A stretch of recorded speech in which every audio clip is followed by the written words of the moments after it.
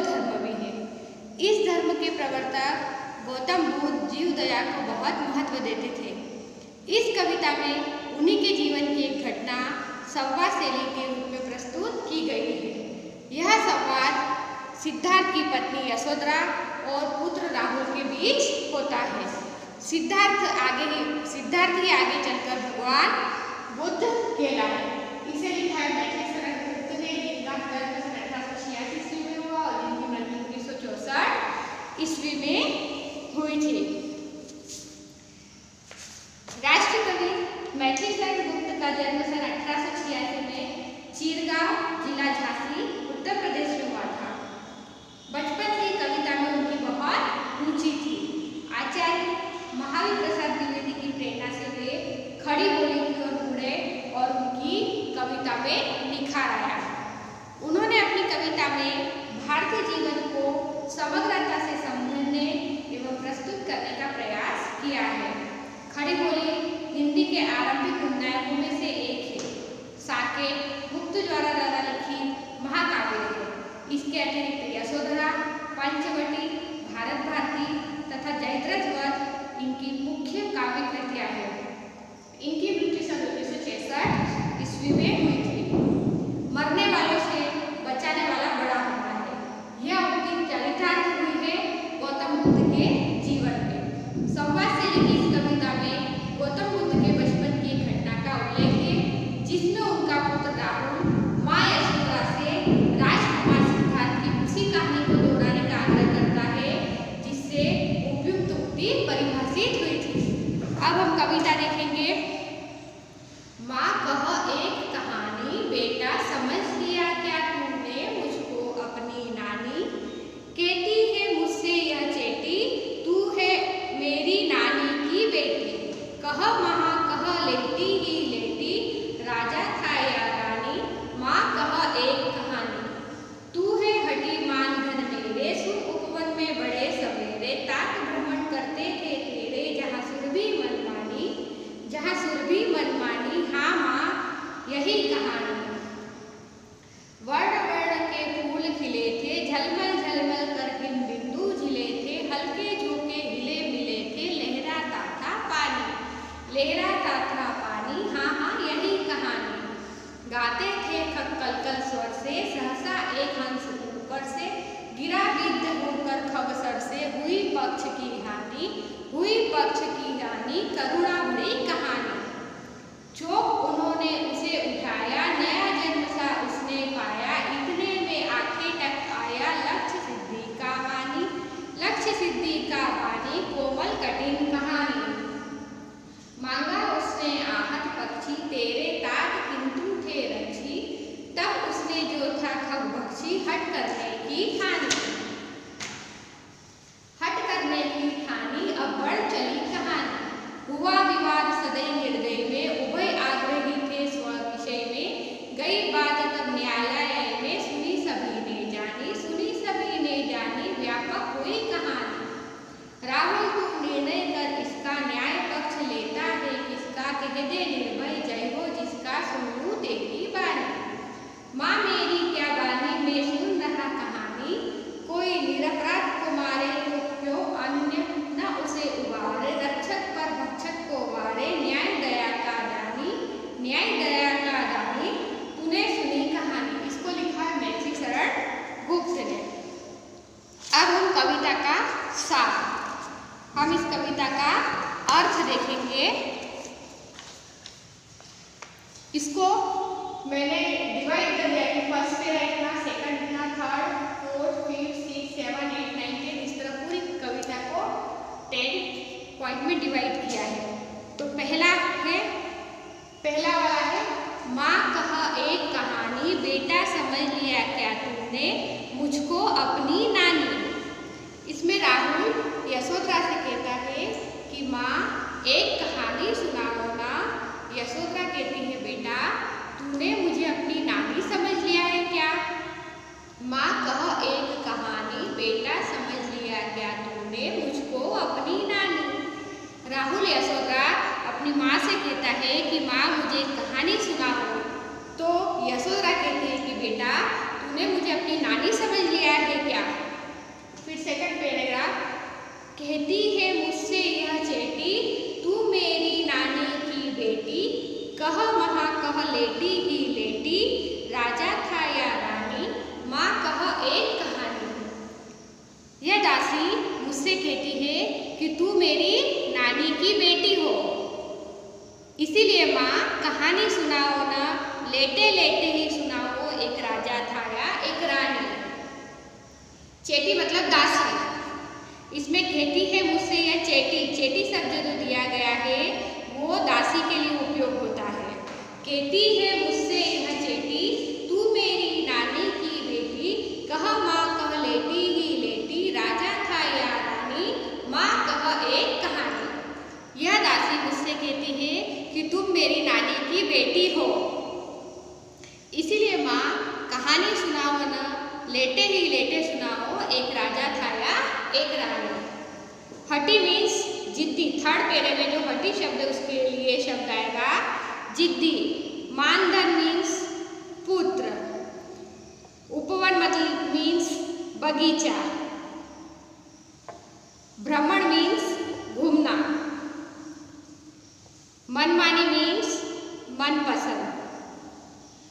फिर थर्ड पेरा है, तू है हटी मान धन मेरे, सुन उपवन में बड़े सवारे, तात भ्रमण करते थे तेरे, जहाँ सुरभि मनमानी, जहाँ सुरभि मनमानी, हाँ माँ यही कहानी।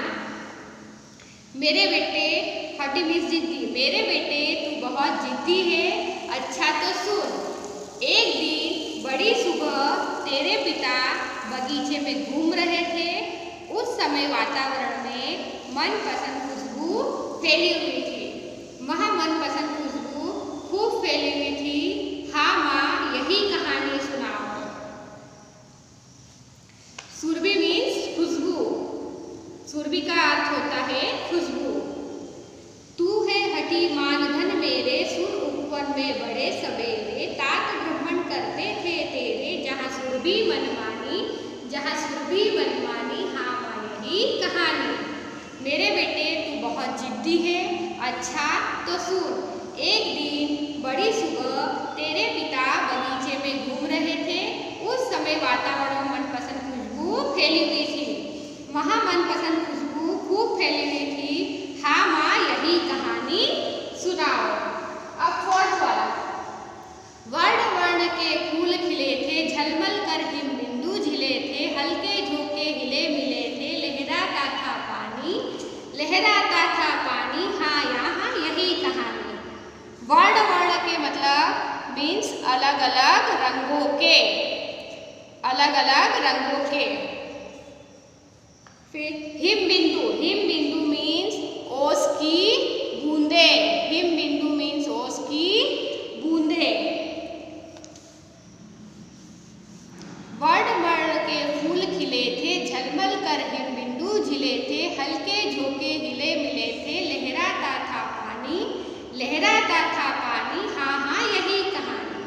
बगीचे में तरह तरह के रंगों वाले फूल खिले थे, उन पर ओस की बूंदें चमक रही थी। हवा के हल्के हल्के झोंकों से फूल हिल रहे थे, उन पर ओस का पानी लहराता था। राहुल ने पूछा, क्या उन पर पानी लहराता था? हाँ माँ मुझे यही कहानी सुननी है।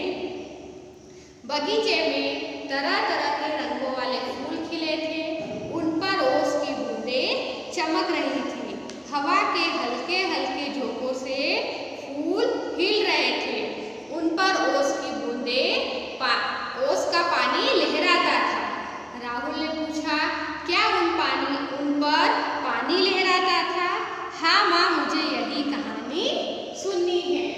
फिर फिफ्थ पेरा, गाते थे कल कल कल स्वर में, सहसा एक हंस ऊपर से गिरा, बिद्ध होकर खग सर से, हुई पक्ष की हानि, हुई पक्ष की हानि, करुणा भरी कहानी।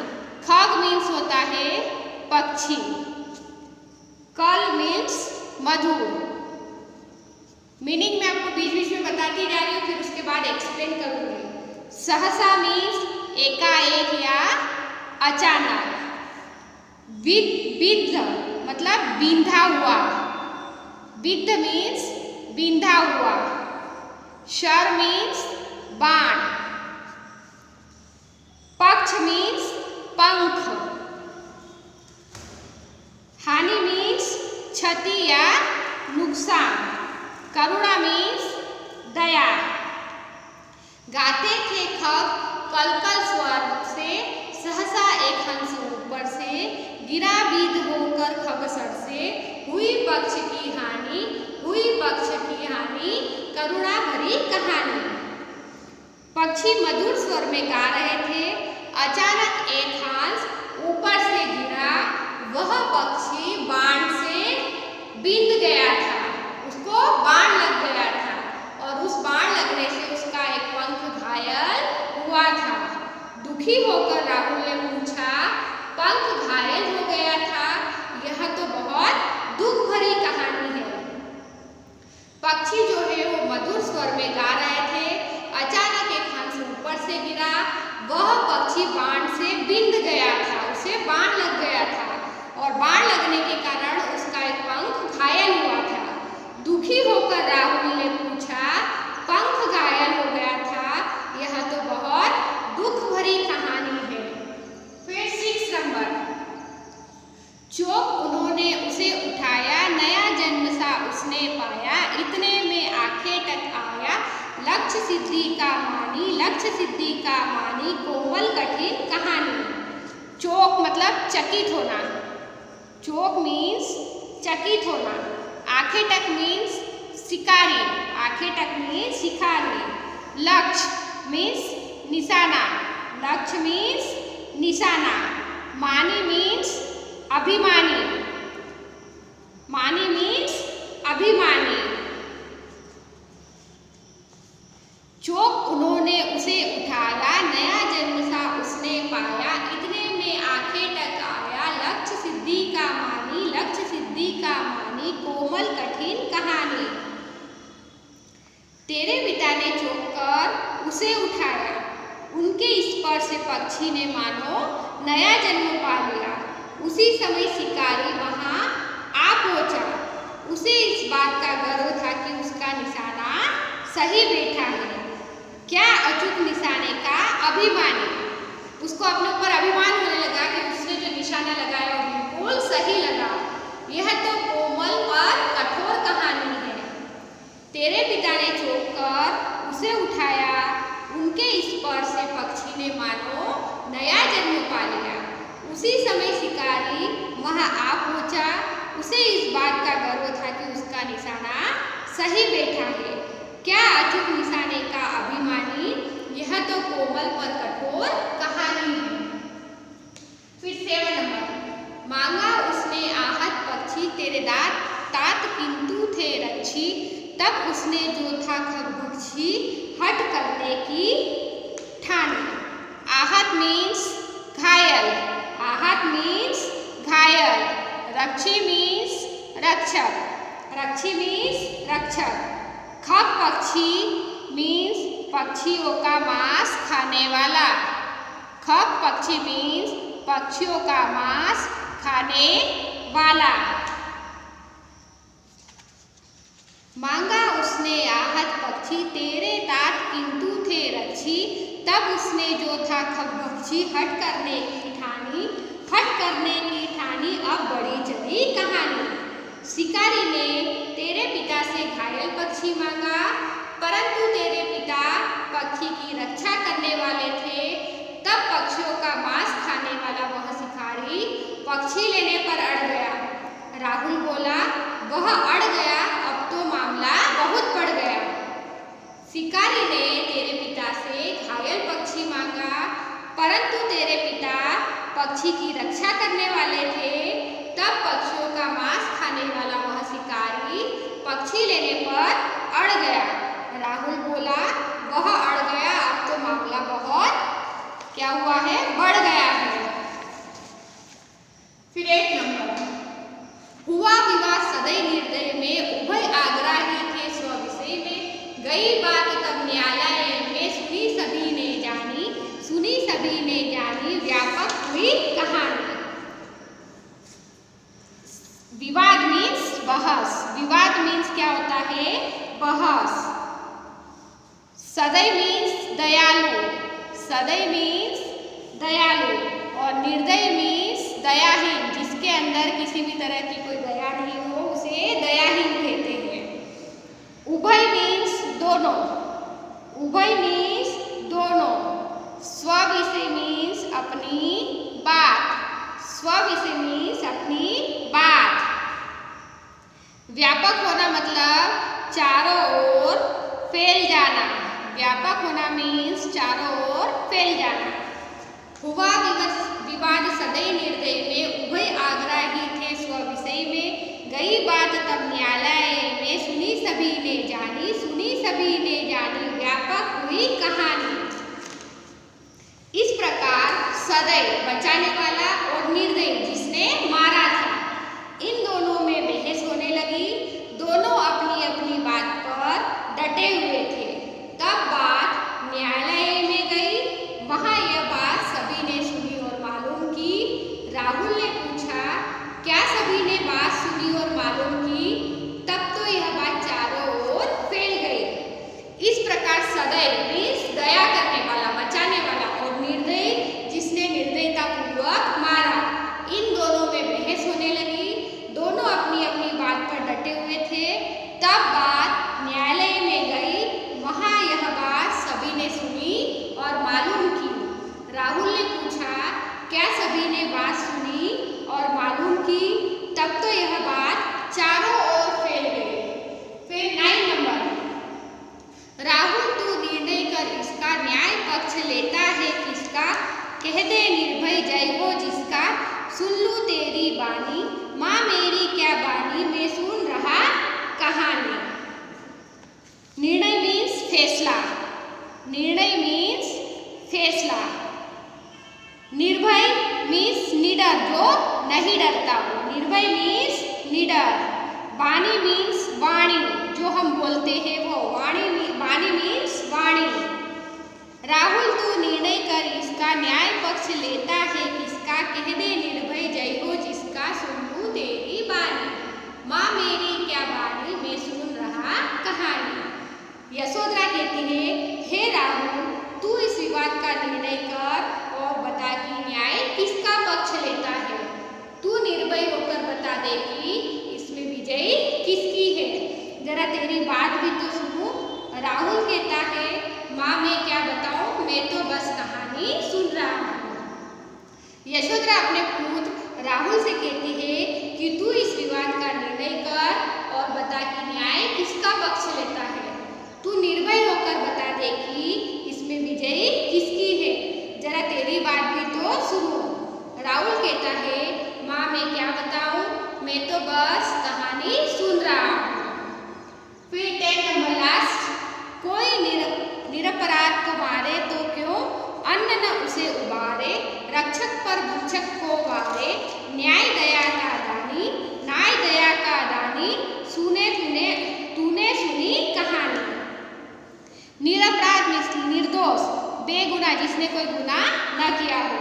निरपराध मीन्स निर्दोष। उबारना मीन्स बचाव करना या रक्षा करना। भक्षक मीन्स खाने वाला। भक्षक मीन्स खाने वाला।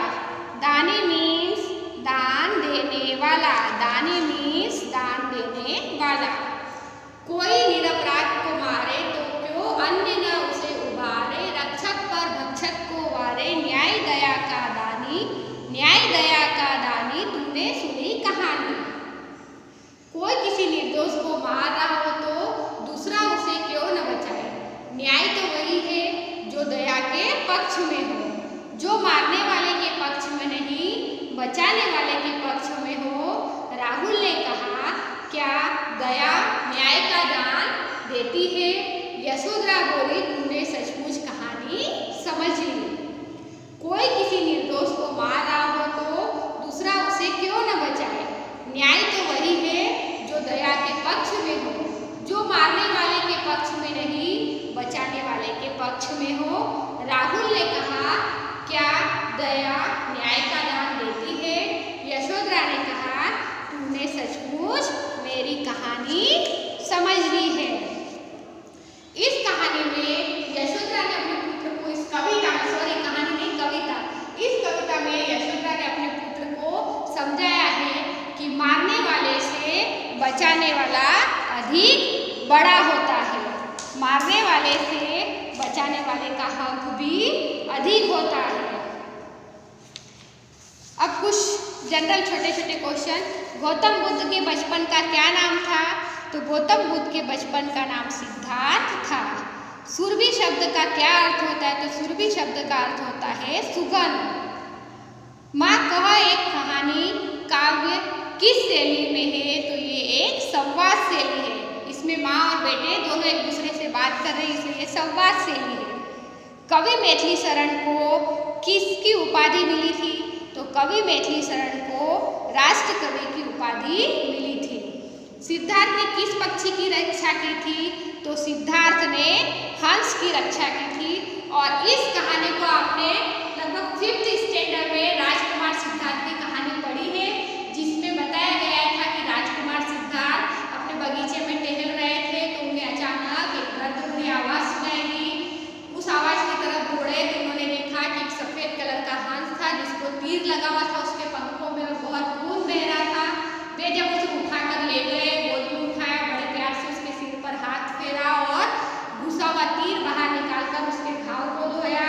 तो उस तीर को, उस हंस को उनके चाचा का बेटा जिसका नाम था देवदत्त, उस देवदत्त का तीर लगा था। तो देवदत्त उनसे उस हंस को मांगता है, जो सिद्धार्थ रहते हैं उसे देने से मना कर देते। फिर इस तरह दोनों लड़ते झगड़ते राजमहल में पहुंचते हैं और राजा कहते हैं कि सिद्धार्थ से कि इसे तुम देवदत्त को दे दो क्योंकि उसने इसे मारा है। सिद्धार्थ कहते हैं कि मारने वाले से बचाने वाले का अधिकार अधिक होता है। राजा दोनों की बात सुनते हैं और वो सिद्धार्थ के पक्ष में फैसला देते हैं और कहते हैं कि मारने वाले से बचाने वाले का जिन पर अधिकार अधिक होता है वो उस हंस को सिद्धार्थ को दे देते हैं। और यही कहानी जो है वो सिद्धार्थ की पत्नी अपने पुत्र को सुना रही है।